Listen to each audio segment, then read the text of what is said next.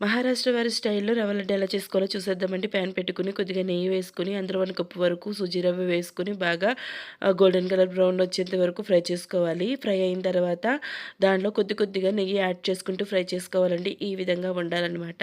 Fry అయిన తర్వాత దాన్ని పక్కన పెట్టేసుకొని ఒక గిన్నెలో ముప్పావు కప్పు వరకు షుగర్ తీసుకొని కొద్దిగా వాటర్ యాడ్ చేసుకొని ఒక తీగ పాకం వచ్చేంత వరకు దాన్ని ఆహ్, కరిగించుకోవాలండి. తర్వాత స్టవ్ ఆఫ్ చేసేసి ఒక కప్పు వరకు కొబ్బరి తురుము యాడ్ చేసుకోవాలి. అలాగే మనం పక్కన పెట్టుకున్న రవ్వ మిశ్రమాన్ని కూడా ఇందులో యాడ్ చేసేసుకొని కొద్దిగా ఇలాచీ పౌడర్ వేసుకొని స్టవ్ ఆన్ చేసుకొని మిశ్రమం దగ్గర పడేంత వరకు ఉడికించుకోవాలి.